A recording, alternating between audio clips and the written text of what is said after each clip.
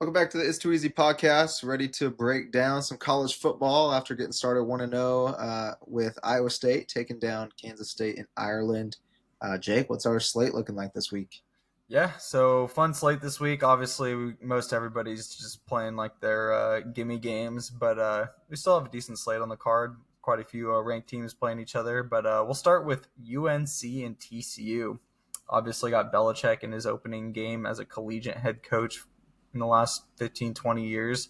So it's going to be pretty exciting. I think he's going to do a pretty good job at UNC. His recruiting process is probably going to be top notch since he was obviously always good with player personnel and the Patriots.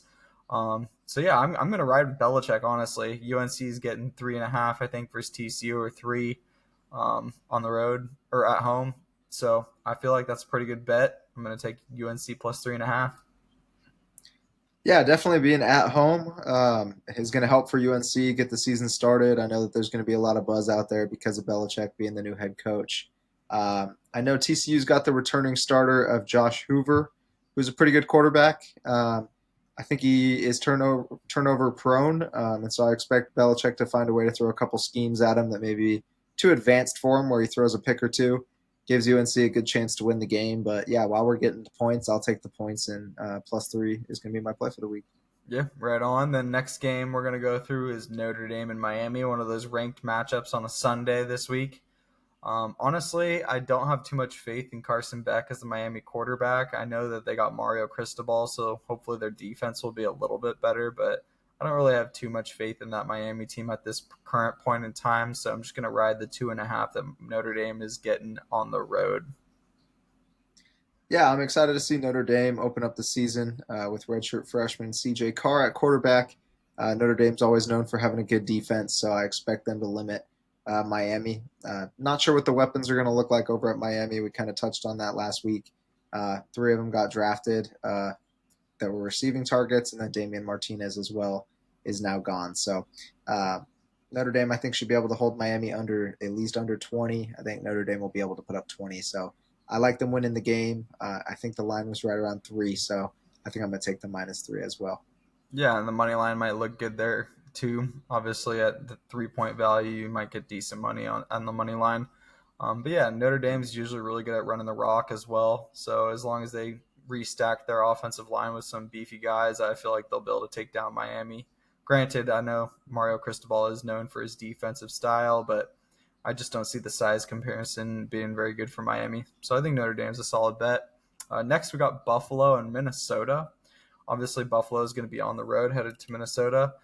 Um, but we like them at 17.5. Obviously, Minnesota has been relatively decent the last couple of years, and they play better at home in the cold. But we're only in the end of August, start of September, so it feels like it might not be too cold there yet, and Buffalo should be able to keep it within 2.5 scores. Yeah, I like Buffalo. I feel like in recent years they've been pretty good. Always good at running the ground game, and that's usually how you keep a game close is by keeping the ball on the ground. Minnesota likes to play the same style. So if anything, you have two teams running the football. The clock should be ticking a lot of the game. I think 17.5 points is a lot for a Buffalo team that should be able to put up a good 17. Minnesota not throwing the ball usually don't drop over 30 too often, so I think that's a good value play. Yeah, no, I'm seeing somewhere around the 10 to 14 point marker really for Minnesota. I don't think they're going to take too many risks once they're ahead, and I don't think they're too threatened by Buffalo making a massive comeback. So I feel like Buffalo should be able to cover that 17. Then we got FAU in Maryland. Another interesting game. FAU obviously is kind of slowly been getting better the last couple of years.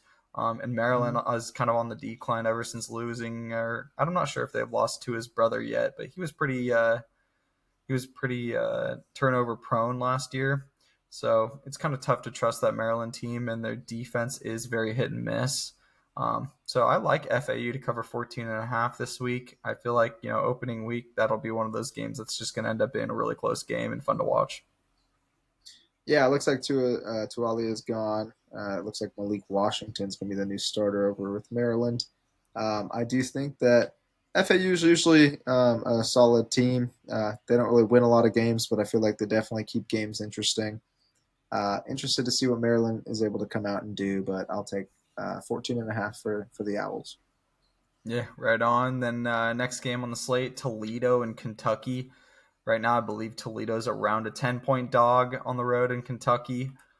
We talked about this a little bit before the podcast. It's kind of tough to bet against Mark Stoops, one of the Stoops guys, as a head coach for Kentucky, but it does feel like they've lost quite a few of their weapons, and Toledo can really run the ball. So hopefully they can keep it within 10.5. Yeah, I'm seeing this as a 7 to 10 point game. Kentucky should be able to get it done at home. I think 24-17, 30-24, somewhere in there is definitely doable for a Toledo team that's usually pretty good at running the rock. Kentucky's going to have, again, a new quarterback, and I think they're coming off a 4-win season. So nothing too impressive that I'm not willing to drop the 10.5 for the cover. Yeah, right on. And then we got Northwestern and Tulane. Northwestern, I believe, is 4.5 point dogs, maybe 4 point dogs on the road in Tulane. Tulane obviously lost their stud running back, the Ducks, this year. Can't wait to watch him play. He should be an absolute stud. Um, and yeah, Northwestern's usually pretty solid at defense and keeping themselves in the game. So I can definitely see a 3 point game here. So that would make them be able to cover the 4.5. Yeah, this could be one of the games of the week. Two teams that have had good defense for the last few years. Northwestern was finally starting to turn the program around, especially last year. I think Tulane's kind of on the opposite, where they had 2 to 3 really good years with Michael Pratt there, the running back that you mentioned at Oregon. So I think that Northwestern, I think, is going to probably end up taking this game. We'll see how it goes on the road, what the offense will look like, but I'm guessing it'll be lower scoring, and I'm going to take Northwestern to at least cover the 4.5. Yeah, no, I definitely feel like that'll be a close game. Then we got San Jose State and Central Michigan. One of your buddies, still a tight end over at San Jose Yeah, State, let's absolute go Jackson. stud. Let's go Jackson. Um, I like San Jose State at 9.5. I think that they're a pretty solid team for the division, and they strung together quite a few wins last season. So as long as they can kind of keep that together and keep the ball rolling on offense, I feel like they'll be able to cover the 9.5. Yeah, it sounds like the offense is rolling. Always going to take my guy Jackson to score. So if you see Jackson Kane anytime touchdown, Jackson, if you're watching, get your butt in the end zone. We're going to take the 9.5 points. I think it's at 10.5 right now. So buy it down a point, take 9.5, and hope they cover. I think at home that should be no problem to open the season. Yep, for sure. And then another interesting game we talked about a little bit before the podcast, but UCLA and Utah. UCLA, I believe, is 6.5 or Six 5.5 point points. dogs to Utah at home. They did get Nico Amaliava from Tennessee after a transfer and a bunch of drama. But UCLA is also another team that's usually pretty solid on defense. I know that Utah is obviously known for their defense, but Utah did lose quite a few weapons, got a transfer QB as well. Definitely not as well known as Nico. So as long as UCLA's coaching staff can put together or call a good game, I think that they should be able to take care of business at home. I know they're 6.5, or maybe we're buying it to 7. 6 even, I think. Oh Yeah. yeah, but we're gonna buy it to 7. But also, I think that the money line, a little sprinkle on that, might be good for UCLA at home. They usually play pretty good in the Rose Bowl, so banking on them to get a nice win to open the year. Yeah, opening up the season at home. I think Nico, like you said, there was a lot of drama in the offseason about him leaving Tennessee. What may come of that? Ends up going home to LA, which I think is going to be a better suit for him. Able to add some weapons there, so I'm sure that their offense should be able to roll. Should be interesting because, like you said, Utah's got a solid defense most years, so how well they'll be able to keep that together. And then, like you said, new transfer quarterback. Devin Dampier is now with Utah, coming over from New Mexico, who only had 4 or 5 wins last season. So nothing special there. Don't really see how that's going to change, enough to make it a 7 point spread on the road. So I'm going to take UCLA +7 at home. Yeah, love that. And then I got the biggest game, obviously, of the week: Texas and Ohio State. 1 versus 3 to open the season. It's hard to bet against Arch, man. I know they're on the road at Ohio State, but like we talked about before, they're definitely going to want a little bit of revenge. I know Sark's definitely got some blood boiling, ready to get some revenge on Ohio State. Both teams did lose a lot of guys in the draft. I think Ohio State just managed to lose a lot more, other than a couple of stud wide receivers. And for the Arch reason and Steve Sarkisian reason, I'm going to take Texas. I also think that Texas is a solid pick here because Ohio State did lose both their offensive and defensive coordinators. So it is going to Mm-hmm. be a whole new look for the team. Yeah, no more Chip Kelly over in Vegas now. So I Yeah. think it's going to be interesting. Julian Sane only got 12 reps in all of last season behind Will Howard. So not really much experience there other than being on the sideline, which I think will be helpful for a playoff push down the line in the college football playoff. But love Arch. He got to play a full 2 games. He's got a little more experience. He's got the mentors and family around him. And like you said, I think Sark's ready for some revenge. Um, I'm going to take Texas with the +3. It's going to be tough on the road going into Ohio State to do that, but I think they get it done. I know Ohio State lost 8 starters, including 2 running backs, a couple receivers, a couple linebackers, and D linemen. So I think Texas is going to have a little bit more depth. All they lost really was some receivers and a running back, and the receivers weren't. They weren't game changers Yeah. as Ohio State's players are. So I'm going to take Texas to get it done and to hang on to that 1 seed to start the year. Yeah, Texas did lose a few DBs in the secondary. They lost Jahdae Yeah, John Day Barron Barron. Yeah, and one other guy that ended up going first or second round, I believe. But I still think that they're going to be able to fill those holes pretty well with how well they recruit. So hopefully Sark can get that done, and that'll keep them in good graces and be able to take this game at Ohio State. It's going to be a really tough game, full house, 100,000 people. So obviously a tough way to open the year for either team that loses. But I don't think it's going to have any real implications on the college football playoff because both these teams, I do imagine, will make it in the end. Then we got Clemson and LSU, another really big game. 2 highly ranked teams. Clemson obviously is getting a lot of hype coming into this year with having Cade Klubnik back, and their defense is once again always really solid. Dabo's always got those guys ready to play, and he's a really fun coach. I also think that Brian Kelly is just not quite on the level of Dabo, and I don't think that LSU's defense is going to really be quite set up to play well in this game. So I'm really banking on the Clemson money line win. I'm not necessarily sure I want to buy or take the 4 points because it could end up being a field goal, just based on Nussmeier's ability to make plays. But I do like Clemson on the money line.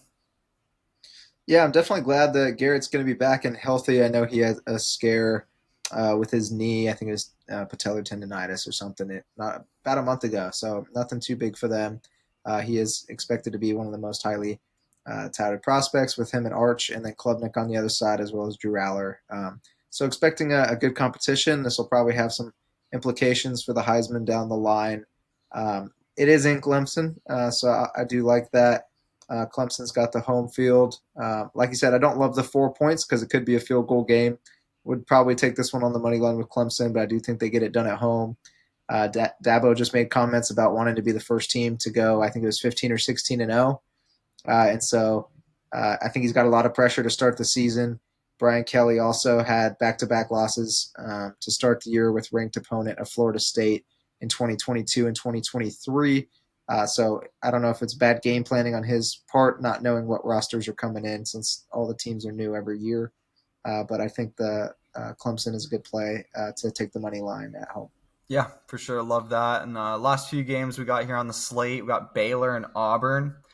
Baylor's at home. Auburn is a pretty good team, but we did like the way Baylor was starting to look towards the end of the season. You mentioned it shortly before the podcast that Baylor was 5-1 at home last year, so that is something to definitely take into account when you're betting on this game. I think Baylor's 3-point dogs at home, but I may take them as well on the money line. But the number that really interested me was the 57.5 point line. I know Baylor's a team that likes to score, but Auburn's a team that typically has a really good defense. So I think I'm going to take the under 57.5 in that game. I think that's the most appealing thing, but also Baylor on the money line definitely feels like a strong pick. Yeah, this isn't one of my favorite games of the week, but I think it could be very interesting. We had talked a little bit about Sawyer Robertson. If Baylor's going to have a chance to win their division or make the top 12 this year, it's going to start with this week 1 win at home against a tough Auburn team. It's a different division, not used to the SEC football, so we'll see Yeah. how the physicality comes into play. Auburn could just play smash mouth, pound it, and not be able to get stopped if that's what their game plan is, and I wouldn't be surprised, but I think Sawyer's able to throw the ball well. He's got some weapons, and he can also use his legs if he needs to. Just being at home, opening up the year, I am going to take Baylor. Just having a little caution with it this week, so hoping it they get the job done. Yeah, right on. Then last few, like I said, Georgia Tech and Colorado. Um, don't really know too much about Colorado. I know Dion recruited relatively well, but once again, they're a young team and a brand new team. Without having Shador and Shiloh there, it's going to be quite a different look. Um, I don't know exactly who the transfer quarterback was. Caden Salter, yeah, from Yeah, Liberty. Yep. and he was all right. It wasn't super impressive, so I do think that Georgia Tech -4 and money line is going to be a solid pick for this game. Georgia Tech, I believe, is getting their quarterback and running back from last year, and I think just having the experience is going to be important in a lot of these opening games of the season. So I'm going to ride Georgia Tech. Yeah, I'm going to take Georgia Tech money line. I would probably lean on that -4. I think I'm just going to stick to the money line just because it is the road to open the season. Could end up as 28-30 for all I know. So just to play it safe, take the money line. I know that they have Haynes King returning as a healthy quarterback, and he's a stud. And then I think it's Jamal Hayes is the running back that they had, as well as a stud defense last year. I think the defense is going to be able to stop anything that Colorado is able to do after watching Caden Salter at Liberty. We were kind of fading Liberty quite a bit last year, and it was Yeah. paying well for us, even though I was, fan the flame. But I do like Georgia Tech to win this. I think they could stomp them, but I think Colorado could keep it close. So I'm just going to stick with the money line play for now. Yeah, I think the main thing to think about in that game is just you got to remember that you're going to have a whole different new look on this Colorado team. They lost a lot All of yeah, all guys, the transfers a and lot of guys on the offensive side left that school to the NFL draft. So I just think that it's going to be a whole different team. It's going to take a while for that team to gel.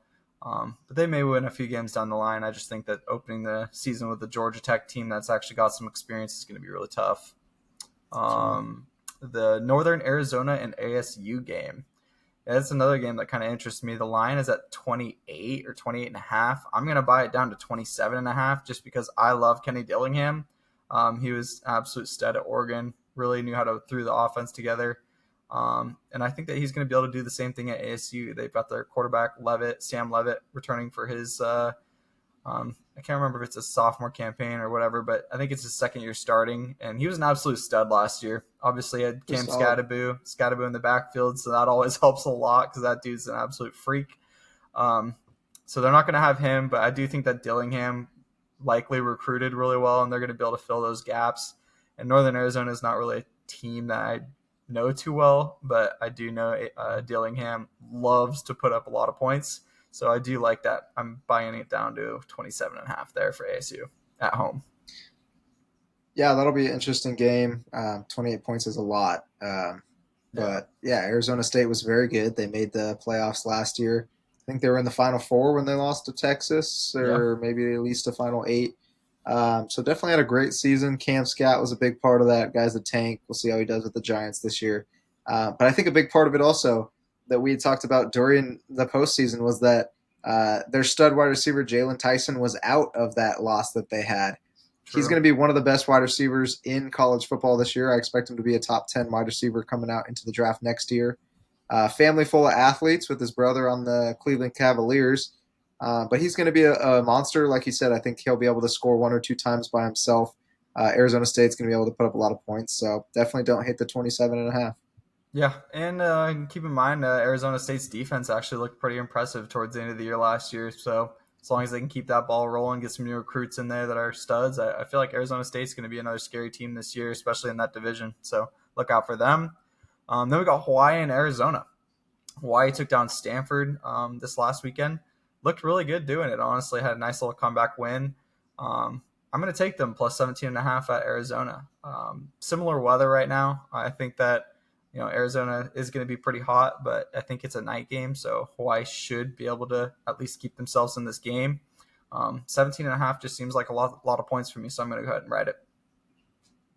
Right on. I'm going to go no play on this one. I'm not too sure how I feel. Obviously, Hawaii was at Hawaii, so usually the time change is a bit of a help for them at home, and they barely pulled it off against Stanford. Not sure how good Stanford's going to be this year. I know last year was another rough season. Now they got a new coach again. So interested to see how they do.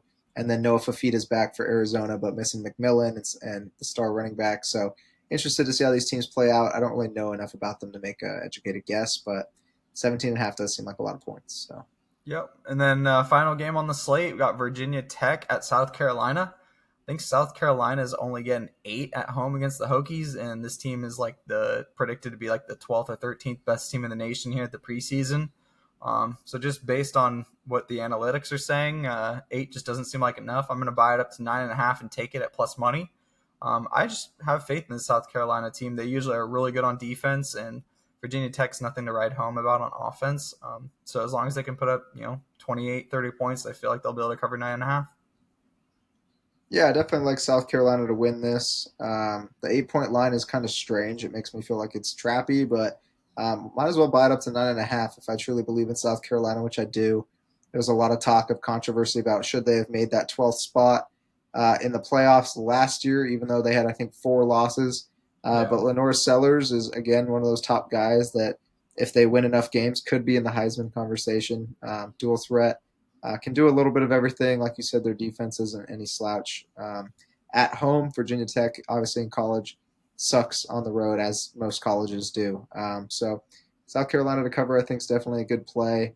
I know that Kyron Drones, I believe is his name, is the quarterback at Virginia Tech. He's hit and miss. Cam Ward's cousin, so I know he came to play in a big game against Miami last year. But most of the time, I feel like he's pretty hit and miss. So I'm going to take South Carolina to cover that 8 as well. Might as well buy it to 9.5 and try and get a little plus value. Yeah, absolutely. Love it. But yeah, that's going to wrap up the slate for today. Obviously, we're going to be back next week with some NFL and college football. Looking forward to just seeing how all these teams kind of develop in week one. It's going to be a development week. Not really too sure what's going to happen, so make sure to tail these with a grain of salt if you are. But hey, at least we got college football back, got some stuff to bet on. So really looking forward to seeing how this week turns out. And yeah, we'll be back next week with some NFL and more college football. Looking forward to it. The NFL should be an exciting time this season. I feel like a lot of the teams are going to be pretty evenly matched, and you never know who's going to win on what weekend. So looking forward to it next week. We will see you later. Peace.